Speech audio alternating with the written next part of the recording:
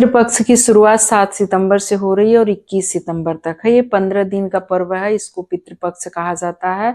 कहा जाता है कि इस दौरान वो धरती पे होते हैं तो वो नजर रखते हैं अपने बच्चों पे किसी न किसी रूप में।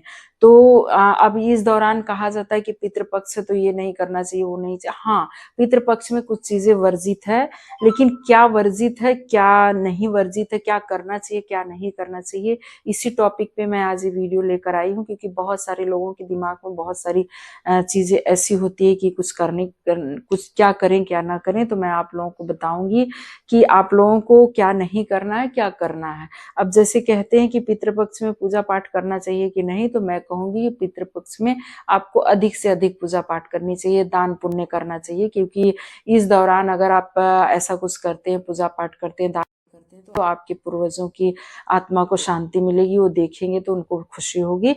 तो हाँ, अधिक से अधिक आप पूजा पाठ करिए और दान पुण्य करिए।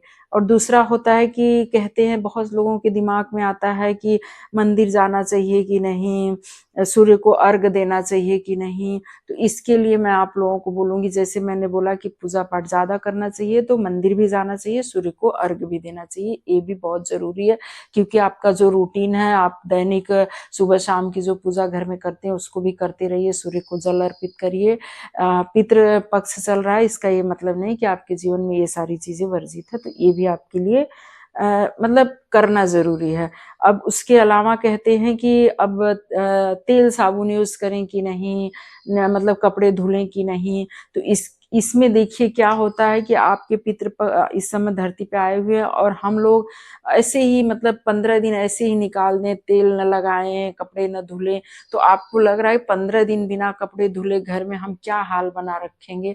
तो ऐसा नहीं करना है, साफ सफाई से रहना। आपके पूर्वज इस वक्त धरती पे आए तो उनका वेलकम करना है, उनको अच्छा फील करवाना है कि हम बहुत अच्छे से, आप ऐसे ही गंदे से रहेंगे तो उनको अच्छा नहीं लगेगा।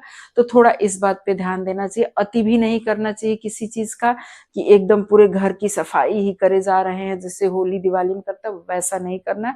लेकिन रेगुलर जो कपड़ा पहनते हैं आप, उसको तो स्वच्छ करके आपको रखना ही चाहिए। ये मतलब किसी चीज का अति भी ना हो और गंदगी भी घर में ना हो, तो वो सोच समझ के ये भी कर सकते हैं।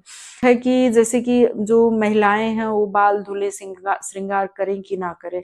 तो इसमें मैं बोलूंगी कि जिनके पति इस दुनिया में नहीं है उनके लिए थोड़ा कुछ वर्जित होता है। कि सुहाग बना हुआ है, उनके लिए ये सब क्यों वर्जित होगा, वो आराम से सब कुछ कर सकती हैं। तो ये है इस सवाल का जवाब। और कहते हैं कि पितृपक्ष में व्रत रखना चाहिए कि नहीं। तो जो आप वीकली, जो हफ्ते का आप कोई व्रत रख रहे हैं तो इसको रख सकते हैं, इसमें भी कोई प्रॉब्लम नहीं है। आप उसको मतलब अगर जैसे आप रविवार, सोमवार, मंगलवार, बुधवार कोई भी दिन का ऐसे एक व्रत रखते हैं तो आप इसको भी आप स्किप नहीं करें। अगर स्किप, इतना मतलब कहते हैं कि बहुत ही सरल तरीके से चीजों को फॉलो करिए तो बहुत अच्छा रहता है। ज्यादा बर्डन होता है तो इंसान करने में मतलब डरता है, तो इस चीज से भी एकदम रिलैक्स रहे।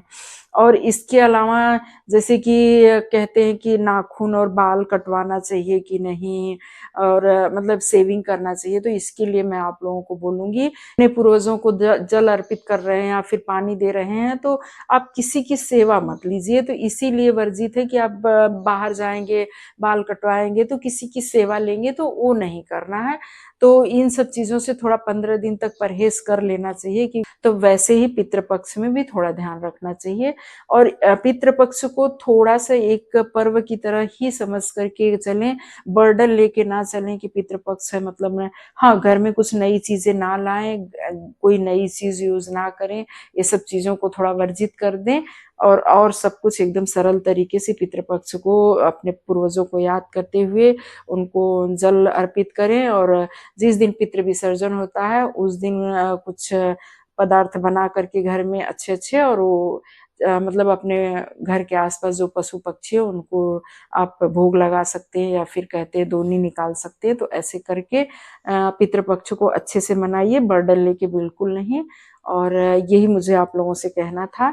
और ये वीडियो अगर आप लोगों को पसंद आई, जरा भी आपके काम की है, तो एक कमेंट करिएगा, लाइक शेयर सब्सक्राइब करिएगा।